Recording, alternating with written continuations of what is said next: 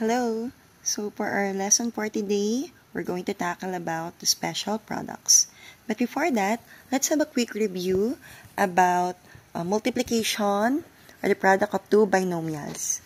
Okay? So we have two ways on how to multiply two binomials. So the first one is we have the FOIL method. Okay? Okay, so FOIL method is an abbreviation for, okay, so F is for first, O is for outer, I inner, and L for last. Okay, so let's have an example, okay, of two binomials that we're going to multiply so that we're going to apply the FOIL method. So we have x plus 2 and 2x plus 3. Okay? So, let's identify the first. So, we're talking about the first terms, okay, of our binomial. So, that would become x and 2x. So, we're just going to multiply that 2. So, going to have x times 2x. Okay. Then, next is the outer. Okay. Yung mga nasa labas. Ayan. So, we have x and 3. Okay. So, yung mga nasa labas. So, we're going to multiply. So, x times 3. Okay. So, for the inner, okay, so yung mga nasa loob po na terms. So, we have 2 and 2x. So, we just have to multiply then. So, 2 times 2x. So, that's, okay, 4x. Ayan po. When you're multiplying, ayan po, we just simply multiply the number and then copy the variable. Okay, now, for the last term, so, yung mga nasa last po ng binomials natin. So, we have 2 and 3. And 2 times 3 is 6. Okay, then right after that, we just have to line up our answers, okay, from the first one. So we have 2x squared plus 3x plus 4x plus 6. Okay, and it's not yet the final answer because we have to simplify, okay, kung ano pinikita natin pwede. So as you can see, okay, may common variables pa tayo dito or may common terms pa tayo dito na pwede ma-simplify, and that is 3x and 4x. So, in adding a monomial, so 3x plus 4x, so, ina-add lang po natin yung number and then we just simply copy their common variable. So, 3x plus 4x is 7x. Okay, and then, of course, you just have to copy the remaining terms. So, we have 2x squared and 6. And this is our final answer. 2x squared plus 7x plus 6. Okay, now, if you are confused in using the FOIL method, okay, you can use the box method. Okay? So, we're going to use the same binomials not to know if we're going to get the same answer. Okay? So, we have x plus 2 and 2x plus 3. Okay, of course, in box method, we have to draw a box. Okay? Ayan. Okay. Then,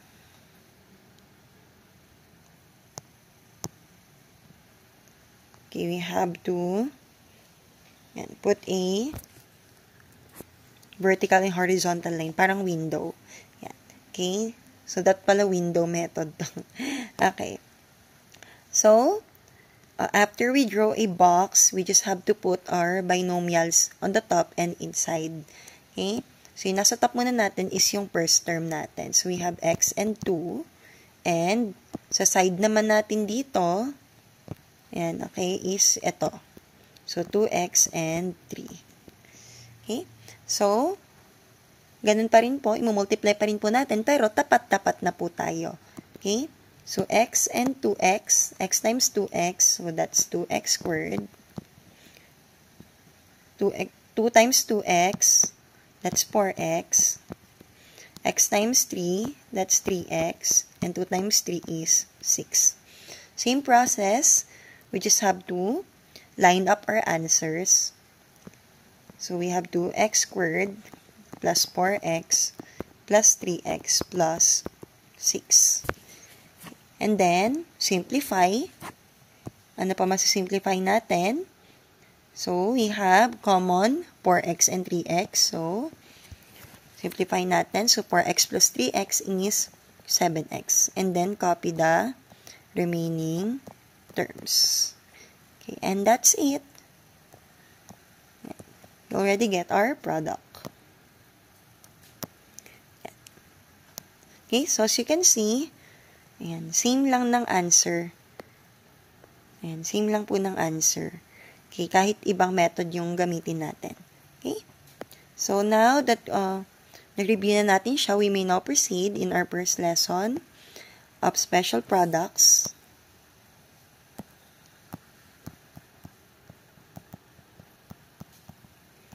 Okay, so the first one is the square of binomial.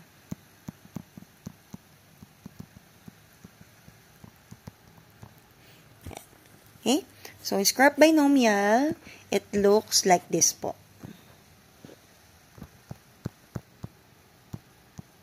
Okay, yung binomial na naka-square. Ayan, literal. Okay, so, to get this product, our expected answer here is like this po.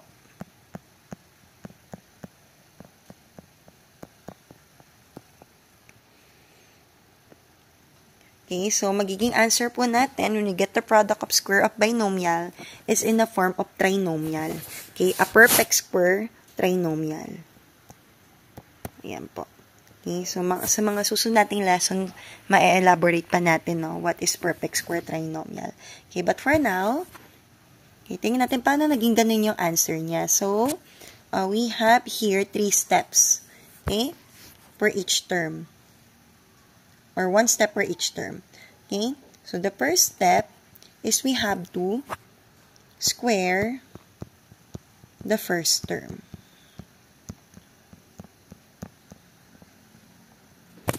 Okay, so as you can see, our first term natin here is x. So, si x daw, i-square lang natin. So, our answer here is x squared. Okay, for the second step, we have to, ayan, twice the product of first and second term. Okay, when we say twice, 2 times. Yan, we multiply it twice. Okay? So, twice the product daw ni first and the second term. So, our first and second term, of course, that's x and y. So, ita-times lang natin siya sa 2. Okay? So, 2 times x times y. And your answer here is 2xy. And for the last step, we have to square the second term. So, ano bang second term natin? So, that's y. Okay? So, square lang natin siya. So, our answer is y squared. So, combine lang din ulit natin yung sagot natin. And here it is. Ayan. So, trinomial yung makuha nating sagot. Okay? So, let's have an example. Okay? If you're not, or if you do not like this step, ayan, pwede nyo rin namang gamitan yung foil or box method. Okay? How? Let's have an example. Ayan. Okay, sa foil. Gamitin natin ng example ng x plus 3 squared. Paano siya magiging FOIL? Okay, remember, pag naka-square, diba, payment tayo ng number. Diba, remember, diba, pag nakaganito, 2 squared means 2 times 2. Diba? Magsabihin, we're just multiplying the base na 2 ng twice, ng 2 beses.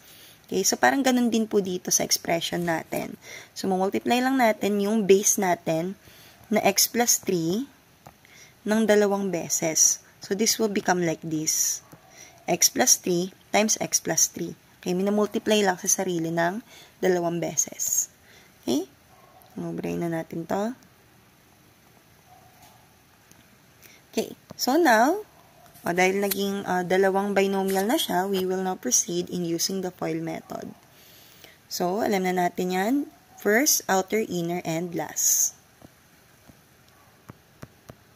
So, ang first term natin, that's x and x. So, x times x, that is x squared. Next, outer, yung mga nasa labas daw, so that's x and 3. So, x times 3, that's 3x. Next, okay, inner naman. Ano yung mga nasa loob? That's 3 and x. So, 3 times x. 3x. And, for our last, mga last term natin, so we have 3 times 3. And then, okay, line up lang din ulit natin yung sagot. So, we have x squared plus 3x plus 3x plus 9. Then, simplify. Ang masisimplify. So, we have 3x and 3x. So, 3x plus 3x is 6x. And then, copy the remaining. So, our answer now here is this. Okay? So, kahit hindi tayo mag-FOIL method,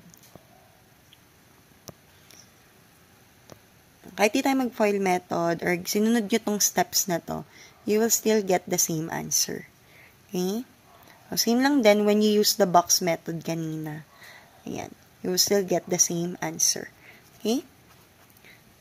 So, if na-gets na, we will now proceed in the next special product. So, we have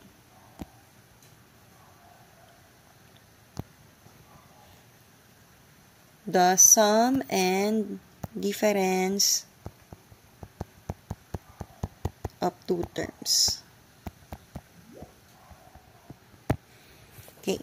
So, ano bang itsura ng sum and difference of two terms? So, ganito lang po ang itsura niya.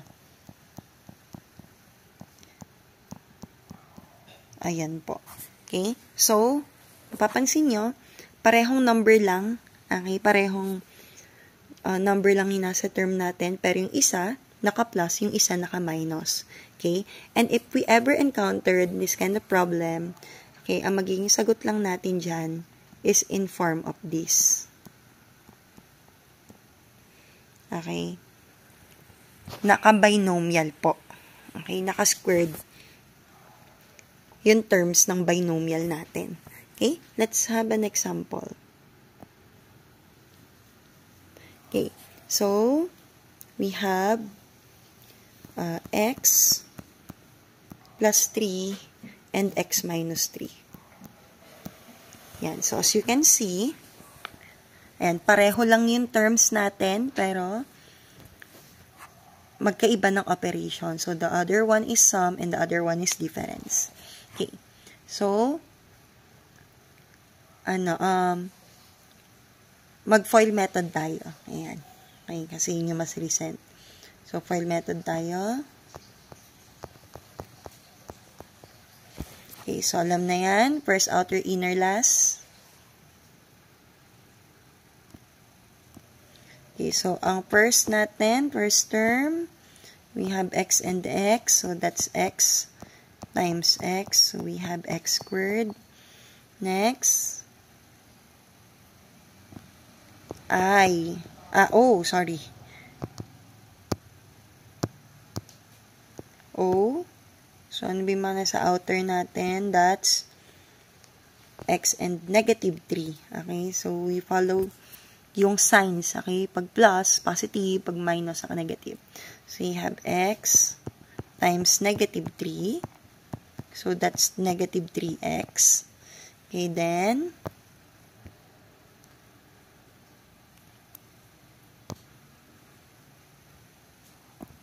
okay, I, yung mga inner natin.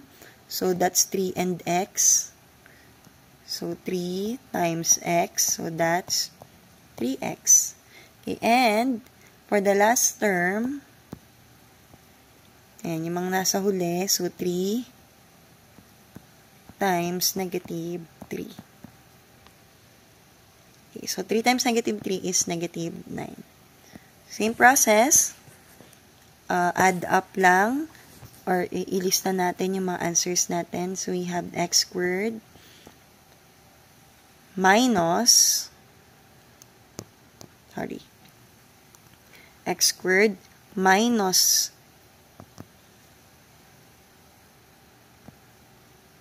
3x plus 3x minus 9. Okay. Then, same process. Okay. So, tingnan natin may masisimplify tayo. So, kung mapapansin nyo, okay, ang common natin dito is negative 3x plus 3x. So, if you're going to simplify this one, this will automatically be cancelled. Okay. Additive inverse po. Ayan. Kahit i-calculate nyo po. Ayan. So, negative 3 x plus 3x, that's 0. So, wala na yan. So, ang natira na natin na sagot, yung magiging final answer natin. So, that's x squared minus 9. Okay. So, kita nyo? Ayan. Kung ano yung expected na answer, okay, ayun yung naging sagot natin. Okay, but actually, kahit hindi na kayo gumamit ng FOIL method. Okay? So, when you encountered a sum and difference of two terms, okay, kailangan natin mahanap yung product niya. Okay? Kung mapapansin nyo po, in-square lang po yung mga terms natin. Okay? Ayan. So, ayun, in-square lang si x, tapos in-square lang din si y. And then, ginamitan lang ng minus sign. Okay, yung ano natin, yung binomial natin. Okay? So, sa mga susunod natin na topic, ayan, ito ay ka-line up ni difference of two squares. Ayan. Okay, so magkaka-relate lang din talaga yung mga topic natin. Ayan po. Okay? So, I think that would be all. And so, I hope na-gets nyo. So, magsisend na lang din ako ng another notes of this. Okay? So, bye-bye po. Thank you.